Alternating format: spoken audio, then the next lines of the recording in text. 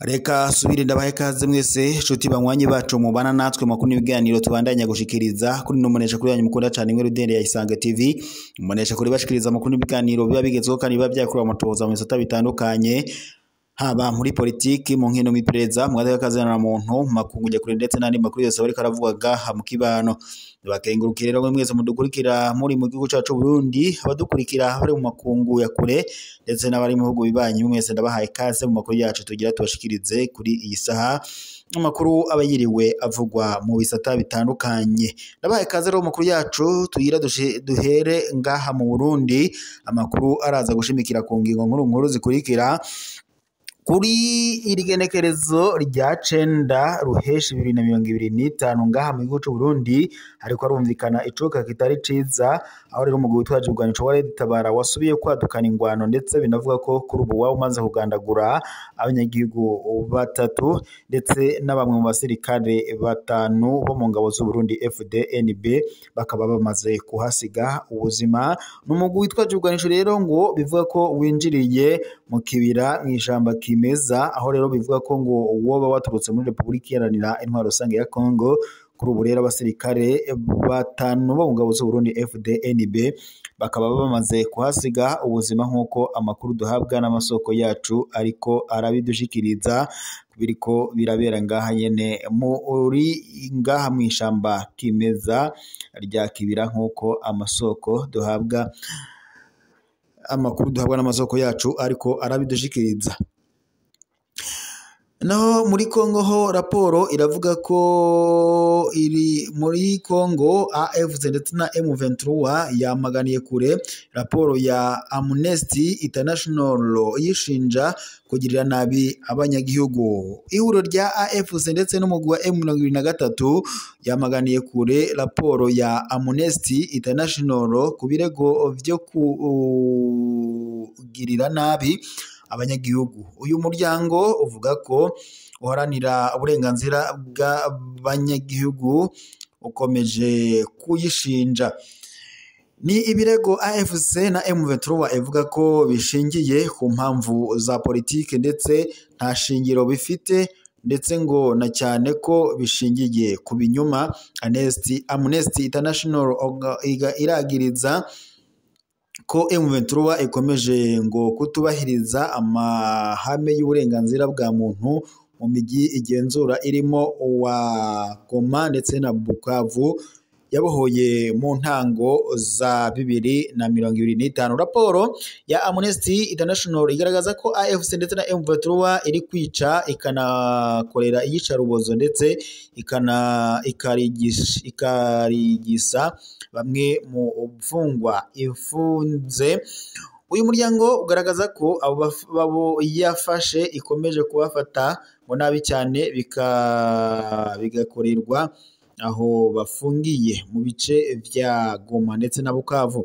Icakora AFC ndetse na M23 igaragaza ko ibyo ari ibinyoma bigamije ngo kuyisiga icyasha ukomeza guha urwaho amakuru atari iyo ngo mu karere ndetse no kwirengagiza intambwe ikomeye imaze guterwa mu kugarukana umutekano mu bice igenzura. Kuwa 30 Gicurasi 2025 iri huriro rya AFC ndetse na M23 ryagaragaje raporo yaryo ishingiye ku makuru nyayo y'ibibera mu burasirazuba bwa Republika Iharanira Intwaro Rusange ya Congo, aho M23 ndetse na AFC igaragaza ko mu bikorwa byo kubohora Goma ndetse na Bukavu abajenosideri bo muri FDLR ndetse n'indi migwi yitwaje ibigwanisho nka Wazalendo barwanaga ku ruhande rwa Republika Iharanira Intwaro Rusange ya Congo biyambuye imyambaro ya gisirikare bigira abasivile bacengera mu baturage. Iyo mitwe rero ngo yahishe intwaro mu baturage mu bigo by'amashure hamwe ndetse ngo binatuma ibice bibarizwamo abasivile biba isibaniro ry'intambara.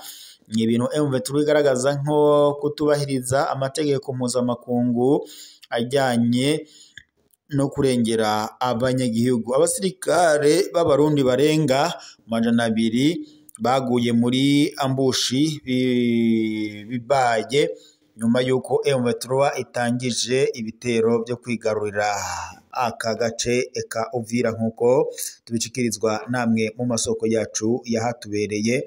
Bikavuga ko rero ubu mugwi wa M23 uriko uragirizwa n'uyu muryango ivyo birege gusa. Umugwi wa M23 wo ukavuga ko ivyo byose ari ibinyoma bidafise ishingiro namba, nkuko uyu mugwi wa M23 nyene ubandanya ubishikiriza. Naho rero mu yandi makuru mu Burundi ho ngo amatora y'abashinga amateka n'abajenama b'amakomine yo kuwa 5 Ruheshi haragaragara ihagarirwa ubusuma, iterabwoba n'urupfu byabonetse mu bumanuko bw'igihugu cacu c'u Burundi.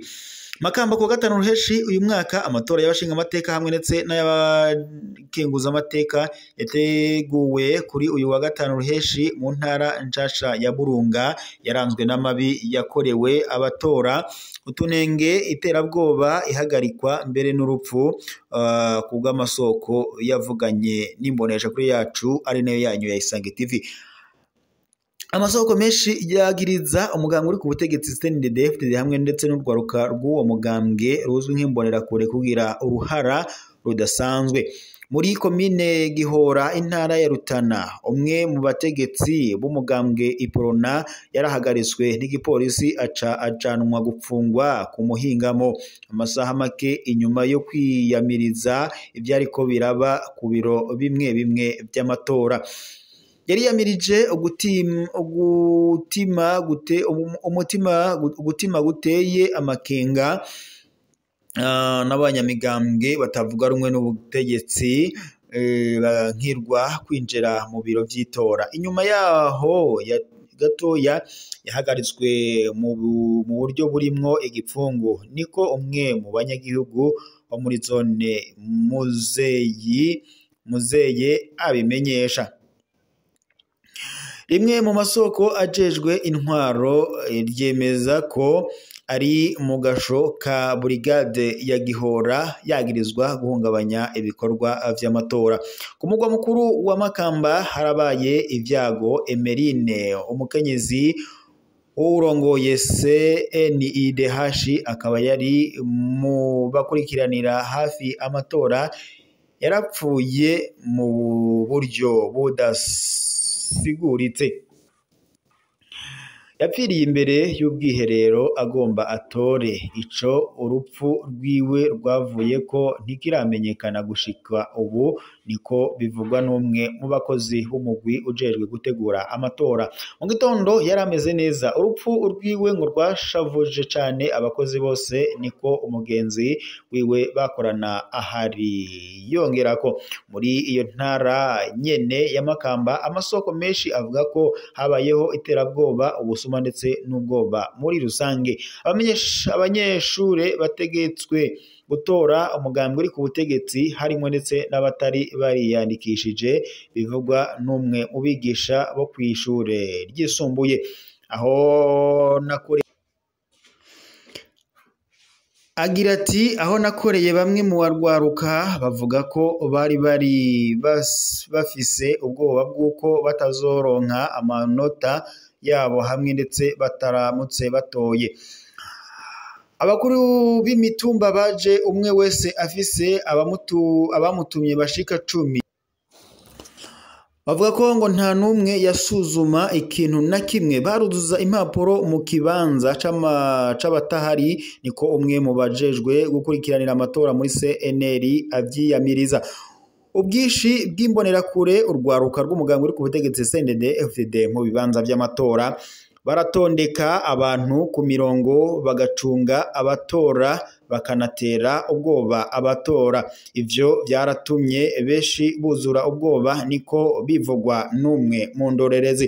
Umukenyezi umwe yagomvye gutora umugambwe ashaka, ariko umwe mu mbonerakure yagerageje kuraba urupapuro rwiwe rw'itora yahavuye ava mu kibanza adatoye, bivugwa n'umunywanyi wa Eprona. Mu bindi bibanza harabaye ukutumvikana mu majambo hagati y'abanywanyi b'imigambwe itavuga rumwe na leta nabo muri CNDD-FDD. Abahagarikiye amatora bo mu migambwe itavuga rumwe n'ubutegetsi barirukanwe ku biro vy'amatora canke babuzwa gukurikirana ivyo guharura. Mu gihe ibyavuye mu matora byifata kibanza bitanguye kuboneka, indongozi ntaco ziratangaza ku ngorane zabaye. Amashirahamwe yigenga asaba ko hoba umuco, ivyabona bigakingirwa, abanywanyi bo mu migambwe itavuga rumwe n'ubutegetsi bakubahirizwa uburenganzira bwabo, niko vyiganwa na bamwe mu banyagihugu. Reka mashimire mwese mwari kumwe natwe mu makuru turabashikiriza kuri iyi saha. Dusozere ngaha, turaza gusubira mu makuru araza kuba agezweko.